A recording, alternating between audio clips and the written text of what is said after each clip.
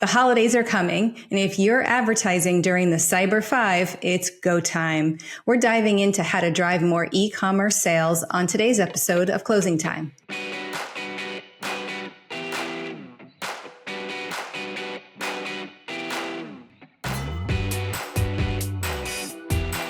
Thanks for tuning into Closing Time, the show for go-to-market leaders. I'm Val Riley, head of marketing for Unbounce, Insightly, and LeadsRx. Today, I'm joined by Jonathan Naccache. He is co-founder and president of Webistry, a performance marketing agency that helps brands win on Meta. And he's also a big repeat offender for coming on Unbounce shows. Jonathan, thank you so much for coming on today. Thanks for having me. It's always nice to be here. Awesome. So for those who don't know, Jonathan did a webinar for us on Black Friday, and it blew us all away. And so we invited him back to talk a little bit about what's going on in 2025 for the holiday season. So I'm going to ask him start out by painting us a quick picture of what the holiday landscape looks like this year. How is it shaping up for e-commerce marketers? And what should folks be thinking about if they're planning for the Cyber 5? Yeah, that's a great question. And I mean, some trends are accelerating this year. They existed last year and the year before. They're still worth mentioning and reiterating. A reminder that Q4 is very important for any online shop, as well as any service-based business. In November, December alone, we're talking about $1 trillion in consumer spending. That's not nothing. Conversion volume is about 4 to 6 times higher during Cyber 5, Cyber 5 being that weekend between Black Friday and Cyber Monday. We're seeing a bit of a trend around tariffs and pricing. There's some pressure on growth, higher prices. Younger shoppers are mostly impacted. So keep that in mind. A lot of shoppers are willing to buy a lot earlier in anticipation of the holidays and gifting.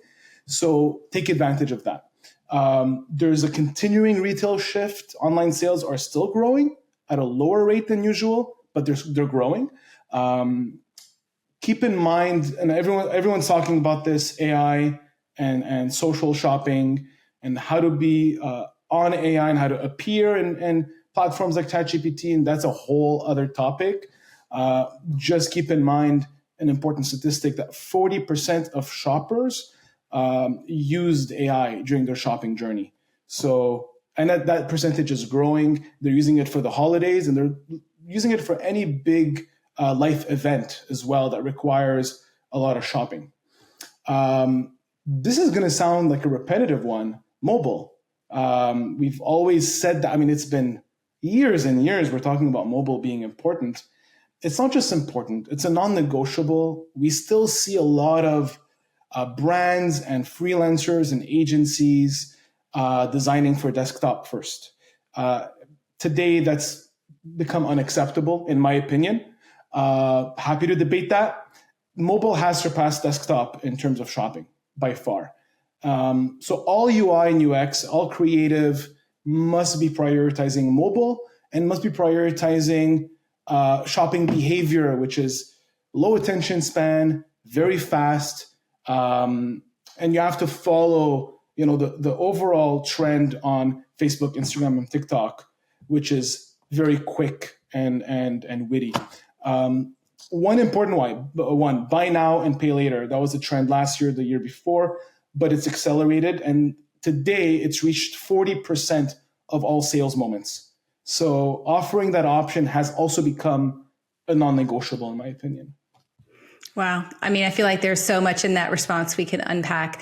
I do want to zero in on one thing you said about really that holiday season expanding, right? So like it was super focused on the Cyber 5, Thanksgiving through Cyber Monday, but really now we're seeing all through the month of November and all through the month of December, really this extended promotional period that never stops. Yeah, absolutely. There was a time that I remember very vividly where we'd have one promo for Black Friday only, and it went live at 8 a.m. on Friday, and it was gone by midnight that same day.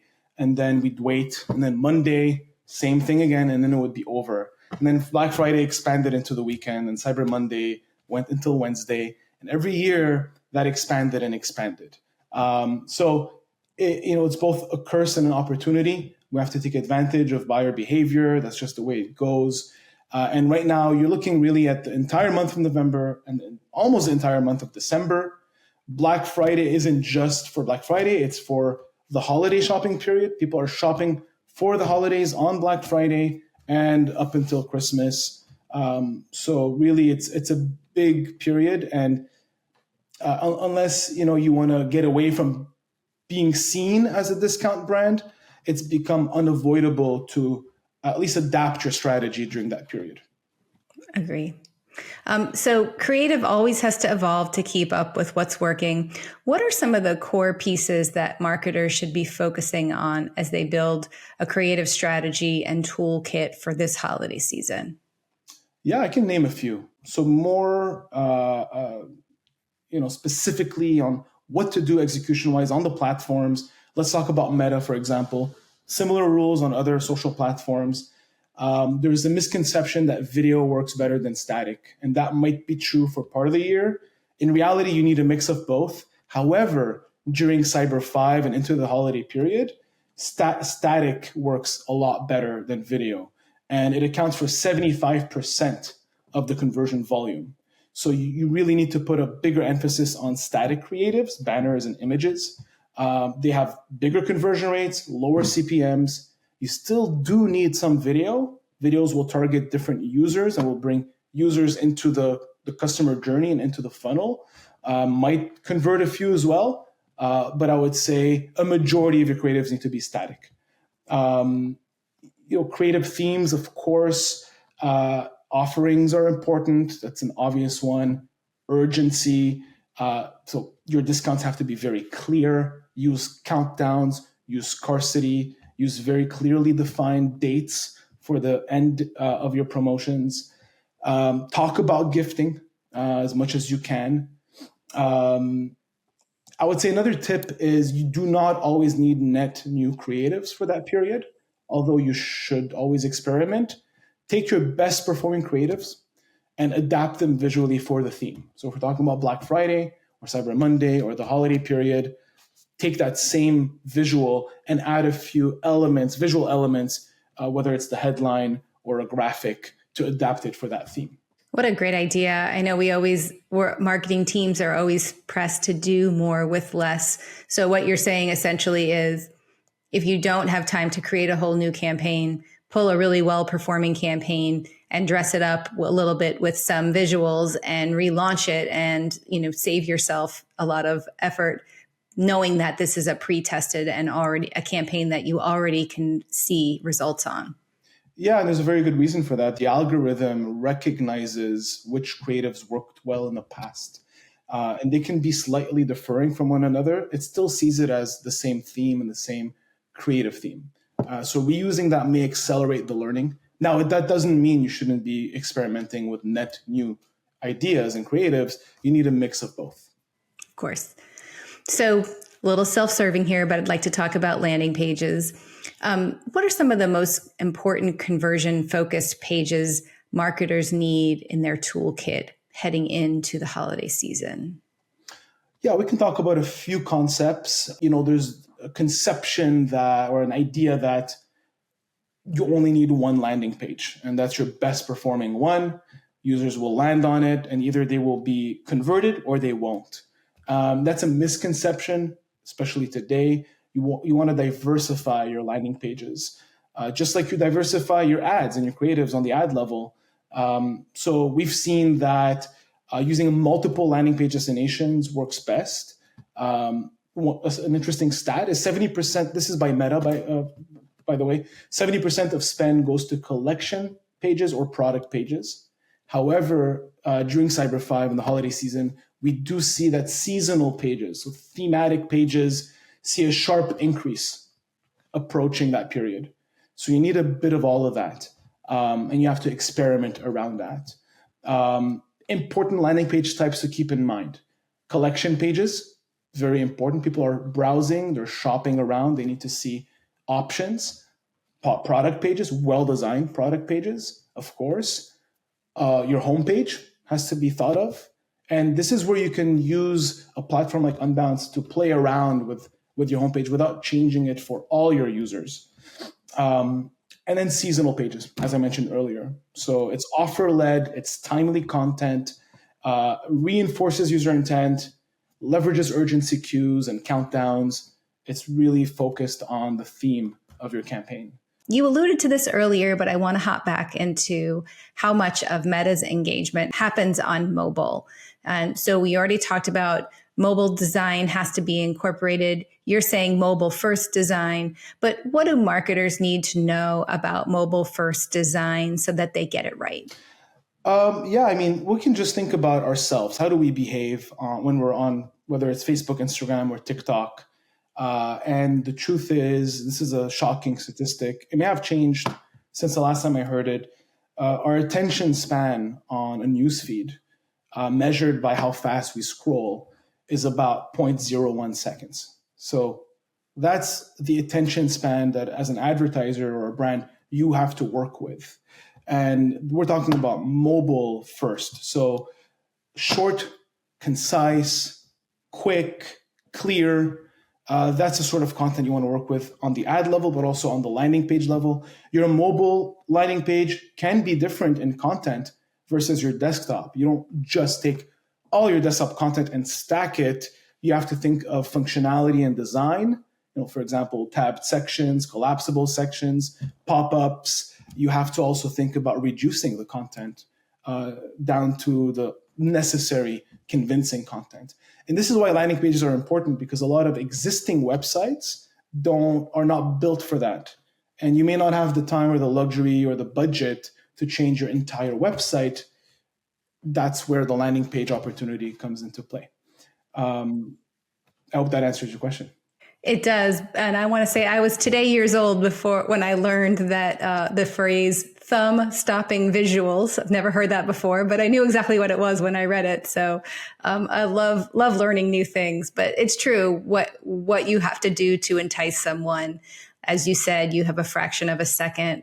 So putting an amazing visual in there that works on mobile is a really good strategy. Yeah, and I can add a little tip for that on your creative level is experiment with different hooks that first 2 seconds that gets someone's thumb to stop scrolling. So a lot of people know this already, but try to experiment as much as possible with that first 2 seconds and change it up. Nice. So once marketers have their strategies set, how can they lay the right foundation with their channel choices and account structure just to get the most out of the campaigns that they're running this season? Yeah, so let's talk social, not to discount Google at all. Google is very important in your strategy or any search engine, if you're big on any others, but Google being the main one. On Google, it is a lot simpler, changing your ad copy, changing your content, of course, if you're running PMax or YouTube. But the real opportunity, in my opinion, for that period of the year is on social. So if we're going to limit our conversation to social because we don't have all the time, let's talk about account structure. You would want to do two things. Is you would want to create a standalone campaign for Cyber 5 being Black Friday, Cyber Monday, and the holidays. And this has all your activity, your creatives, your offering, your promotions within that campaign. Now, this is crucial, and most people skip that step. You also want to go into your business as usual, your evergreen campaigns, and you want to pepper in some of your Cyber 5 creatives in there. Add them to your existing ad sets, because that'll help those ad sets compete with the auction and with all advertisers that are competing for impressions. And so when the season is over, when your ad sets or your business as usual campaigns need to go back to normal, it'll help with that transition. If not, if you don't do that, your business as usual campaigns will see CPM skyrocketing, performance will fluctuate, and you'll have a hard time going back to normal. So two things is one, standalone campaign, but two, take those same creatives, add them to your existing business as usual campaigns or ad sets. I like that, balancing it out. So it's really tempting, and it really is possible to burn through your whole holiday budget in just a couple of days. So how do you avoid that and stay competitive so you can play throughout the whole peak season? Do you have a timeline that you recommend? Yeah, and like we'll keep it high level, and of course, it could vary by brand. Typical answer, but if you want to follow a high level plan, it might be a little late in the game for some if you haven't started. But October to mid-November, you want to warm your account up. You got to warm up your account, warm up your audience. You want to test certain promotions. There's some opportunities to test out what works and what doesn't. Prime Day in October, Halloween. If you miss those opportunities, you can invent certain opportunities. For example, a pre-Black Friday day, may be good for some brands, not good for others. The goal is to find opportunities to test out promotions and offers to see what's going to work around the holiday period or Cyber 5. Another idea is an early bird access to collect emails. Provide people with a VIP early access, collect their emails. One is you'll get to see what creatives work. You'll get to collect emails. You get to understand what creatives are working best. And that gives you a list of people that you can reach out to by email and by retargeting. So that's up until mid-November. Mid-November, it's time to scale, and we're talking doubling your budget. So that could be your overall guiding compass. Whatever your budget is, mid-November, expect or really aim to double it compared to your October baseline. And start warming up your Cyber 5 creatives. Don't just double it one shot. Work your way up there. So the goal here is you want to build up scale, and you want to hit the peak scale later on. And finally, when it comes to Cyber 5, so that long Friday to Monday period, is where you want to be at your peak scale in terms of budget. We're talking about 4 to 6 times your October baseline in terms of spend. That's the overall guideline there. And then we have the gifting season. Focus on gifting messaging. Expect a second big bump in performance. Now, it doesn't have to be 4 to 6 times your baseline, but a good 2 times to 3 times is expected. And then depending on the brand, anywhere between December 26th to New Year, expect CPMs to drop drastically. This is a time to rest, but also if you're in the health industry, if you're in the gaming industry, it's a good time to prepare for Q1 or what we call Q5, so the new year. And take advantage of those low CPMs to build up your audiences. Great. Thank you for being so detailed and actually giving us numbers. Really helpful for a lot of the digital marketers out there. I do want to chat a little bit about offers. So what are some do's and don'ts in terms of the offers people should be putting out during the holiday season? Yeah, it's a tough one. I like to give examples, concrete examples, but the truth is it's a case-by-case scenario. Now, there are a few musts and must-nots. Delivery is important. We're competing with Amazon in a lot of cases. Even if your brand is on Amazon, your store is competing with your own brand on Amazon. So fast shipping is definitely key all year, but in Q4, it's instrumental. Of course, promotions are you can't get away without a promotion nowadays. So an appealing delivery promise is a must. And it's not just a must to get that purchase, it's a must to get the repeat purchase. So 60% of customers will not return after a bad post-purchase experience. Be very, very clear about your cutoff date for the holidays. People want to get their gifts on time for their celebrations. So keep that in mind and be very transparent. Perhaps include some free shipping thresholds. That's a tough one. I see a lot of thresholds that are not appealing. Look at your average order value and use that as a compass. Your free shipping threshold should be right above your AOV in general. Try to take advantage of your checkout page for upsells. This is where intent is at its highest. So bundle things up, try to offer, similar products or complementary products, some discounting. Those are the big musts, I would say. Post-purchase experience, again, very important. Don't lose sight about that. You can use the order tracking page as a high intent touch point as well. Small tip. So you can communicate on that page about your package location and offer a personalized coupon for a second purchase. So it's a good opportunity to drive some repeat purchases. Wow, I love that idea. I'm always checking that page to track my purchases. So really an opportunity out there for those in e-commerce. So we need to wrap up. Just any last tips to make the most out of this 8-week holiday season period? Yeah, I mean, some of them will be reminders. 50% of shoppers are expected to plan their gifts way ahead of time. So keep that in mind. You want zero friction this year. So make the journey as easy as possible. Dedicated gifting collections, create a page for that in your menu. Gift guides could be very helpful. Keep in mind, the AI conversation. Now, it might be a little late in the game, but it's never too late. So we can have another webinar about this, but I'll give you a few quick tips. Your product pages are very important. Be very descriptive of what your product is, what it does, and why people need it. I've seen way too many product pages be lacking in content. So that's how AI will find you. Context and description. For the content marketers there, you'll like this. Also, an opportunity to stack up on reviews, whether it's on your website or third-party sites. Get some PR out there. PR doesn't have to be expensive. PR, for me, Reddit counts as PR. So be active on Reddit. AI will have an easier time finding you if people are talking with you and about you. So some tips that people may not think of this year.